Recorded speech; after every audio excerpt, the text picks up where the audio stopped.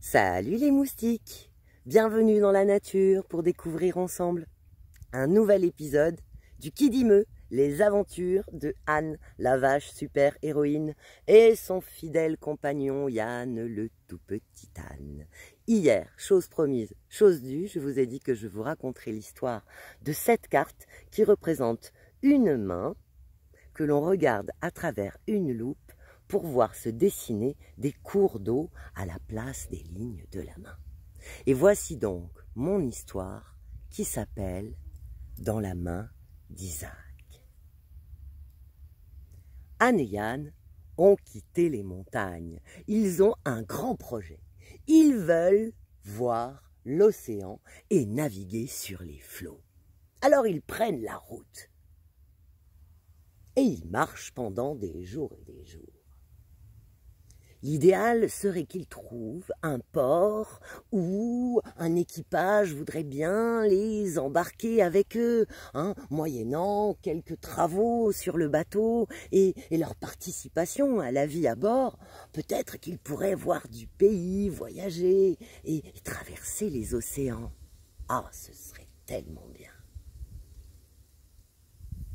Au détour d'un chemin, ils entendent des cris, des appels à l'aide. On dirait la voix d'une petite fille. « Au secours!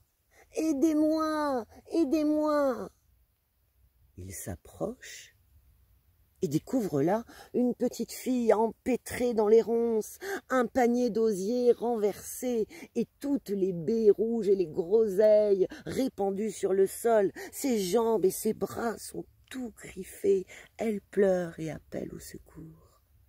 « Ne bouge plus !» dit Anne, et une à une, il détache toutes les branches en faisant bien attention de ne pas la blesser et libère l'enfant qui était emprisonné au milieu des ronces. Il l'aide à ramasser ses groseilles et ses baies sauvages et les remettre dans son panier. À ce moment-là, ils entendent au loin des voix qui appellent. « Sarah! Sarah !» Ce sont les parents de la petite fille qui la cherchent partout. « Je suis là! Je suis là !»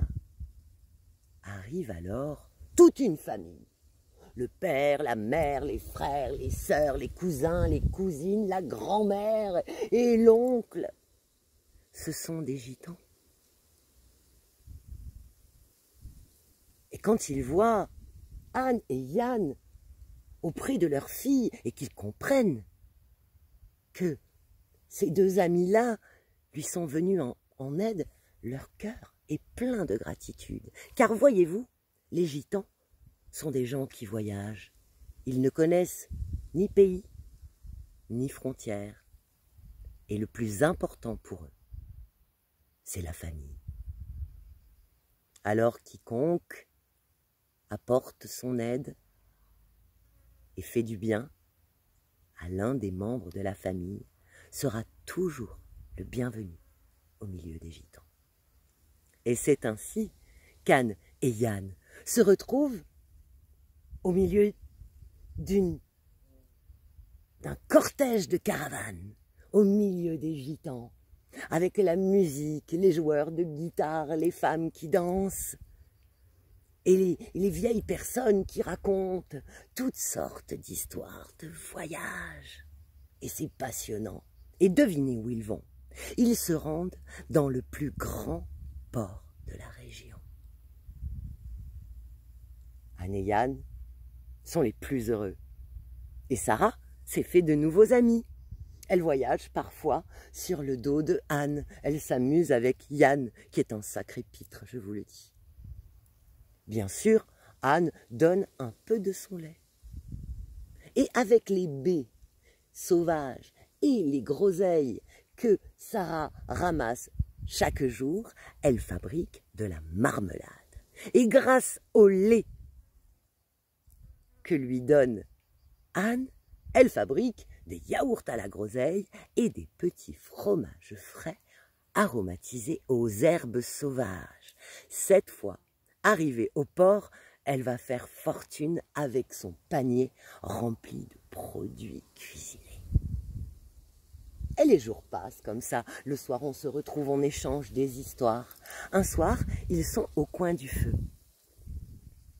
Et Sarah leur dit, « Tu sais que nous, les gitans, nous savons lire la vie dans le creux de la main. »« Comment est-ce possible ?» dit Yann. « Eh bien, vois-tu, dans les mains, il y a des lignes. La ligne de vie, la ligne de tête et la ligne de cœur. Si tu regardes dans la main droite de quelqu'un, tu verras son avenir, vers où le poussera son destin. Et si tu regardes dans sa main gauche, tu verras qui il est et surtout d'où il vient. Oh, dommage qu'il n'y ait pas de ligne sur les sabots. J'aurais bien voulu connaître mon avenir, dit Yann. Ce soir-là, ils discutent très très tard et les trois amis s'endorment l'un contre l'autre, bien au chaud, blottis. Ils sont réveillés par les appels de Sarah. « Réveillez-vous les amis, réveillez-vous, nous sommes arrivés !» Et Anne et Yann se réveillent dans un terrible vacarme, ça grouille, ça court à droite à gauche. On est au milieu de ce grand port, il y a des marchands, des marins, des voyageurs de passage, des villageois, des vendeurs à la sauvette. On dirait une grande fourmilière. Sarah prépare son panier avec ses confitures de groseille, ses yaourts à la groseille, sa marmelade de fruits rouges et ses petits fromages aux herbes folles. Le panier est plein à craquer et ils s'en vont tous les trois sur le port. Elle pose le panier sur le dos de Anne et les voilà partis. Qui veut mes yaourts? Qui veut mes fromages? Qui veut ma bonne marmelade? Et ce jour-là, elle vend tous ses produits. Ça s'en va comme des petits pains. Et à la fin de la matinée, elle n'a déjà plus rien. Il reste dans son panier un seul pot de confiture. Tout au bout de la digue, assis sur les rochers, il y a un vieil homme qui regarde l'horizon, le regard perdu à l'infini. Les trois amis s'approchent de lui. « Bonjour, il me reste une marmelade. Voulez-vous me l'acheter ?»« De la marmelade? J'adore ça, j'en mangeais quand j'étais petit. C'est ma mère qui l'a préparée. C'était une fine cuisinière, tu sais. J'aimerais la retrouver, j'aimerais retrouver la terre d'où je viens. Mais vois-tu, je ne me souviens de rien. Cette histoire me dit quelque chose, se dit Anne. En passant près du bistrot du port, on parle d'un marin qui s'appelle Isaac, Isaac le Juste. On dit que c'est un grand explorateur, qu'il a parcouru toutes les mers, il a découvert des îles que personne n'avait encore visitées. Il a traversé des territoires inconnus. Et c'était un homme bon, respecté par son équipage. Mais on dit que depuis quelque temps, il a perdu la mémoire et qu'il est triste, que chaque jour, on le voit assis tout au bout de la digue. « Est-ce que vous vous appelez Isaac ?» demande Yann. « Oui, c'est moi, » répond le vieil homme. « On raconte tellement d'histoires sur vos aventures. »« Oh, mais toutes ne sont pas vraies, tu sais mon petit. On raconte bien des légendes et on fabrique des contes avec des histoires toutes simples parfois. » C'est vrai, j'ai été marin et j'ai beaucoup voyagé.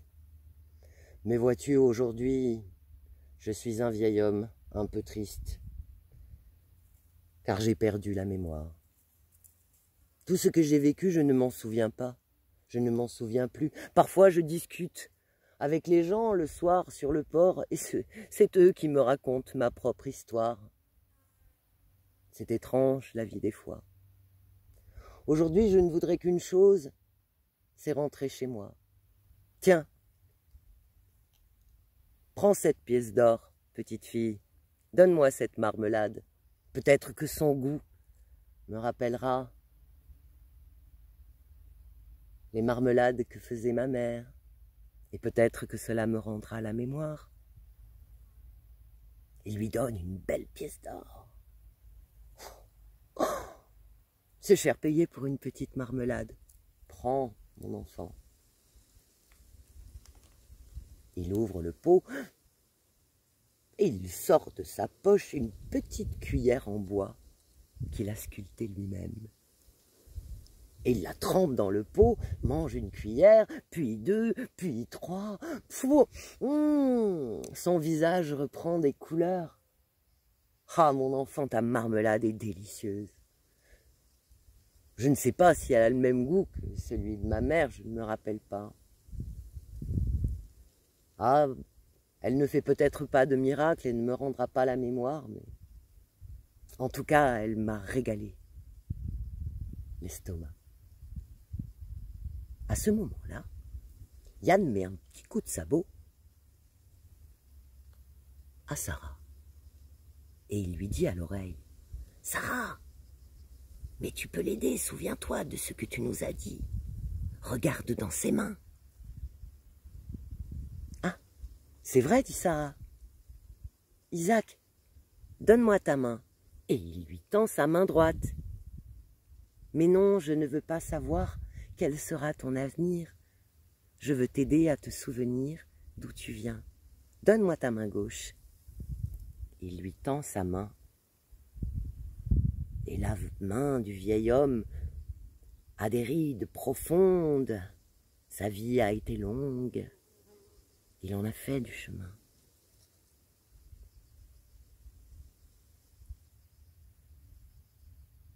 Regarde, Isaac. Tes lignes sont comme des rivières. Elles sont comme des cours d'eau, tous les océans que tu as traversés. On dirait une carte. Une carte, dis-tu? Oh, mais quand j'étais jeune, je faisais les meilleures cartes de navigation. Quand je trouvais un nouveau territoire, quand je trouvais une nouvelle île, je fabriquais une carte. J'ai toujours aimé dessiner. Et on trouve encore certaines de mes cartes dans des vieilles boutiques ou chez des antiquaires. Regarde, ici, c'est ta ligne de cœur. Ici, ta ligne de tête qui s'efface peu à peu. Et ici, je vois ta ligne de vie. Et tout au bout de cette ligne de vie, voilà le point d'origine. Regarde, Isaac, c'est de là d'où tu viens. Et Isaac, en regardant sa main, reconnaît, soudain, comme des cartes, comme des lignes, sur une page, comme un chemin à travers les mers. Et la lumière se fait dans ses yeux. Mais oui, bien sûr, il me faut passer par là. Je savais qu'il me fallait regarder vers là, à l'horizon. Mon cœur, quelque part, se souvenait. Il attrape au fond de sa vieille besace un vieux carnet fripé et un crayon. Et il reproduit la carte. Il a retrouvé le chemin de sa maison. Il y a quelque part en nous une mémoire que rien n'efface. Si on plonge profondément à l'intérieur de soi, on se souviendra toujours de là où on vient. Et parfois, avec un peu de douceur, un peu d'aide et quelques bons amis, on pourra rentrer chez soi. Et c'est ainsi qu'Isaac, dès le lendemain, prit le premier bateau pour retrouver les siens.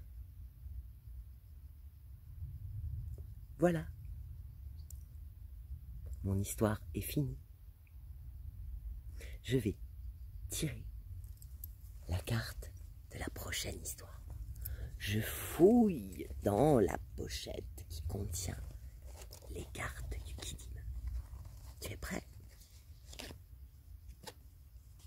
Oh, oh, oh, voici la nouvelle carte. Je te raconterai cette histoire avant la fin du voyage. Sur cette carte, il y a un personnage avec une étagère, des livres, des bouteilles, des tubes à essai. Quelqu'un qui fait des expériences. Il y a une bougie, on dirait une sorte de laboratoire. Voilà. Eh bien, on verra bien. Quoi? Déjà? Oh, je crois que Anne est déjà en train de me raconter cette histoire. À bientôt, petit moustique, pour un nouvel épisode du Kidimeux. Bye bye.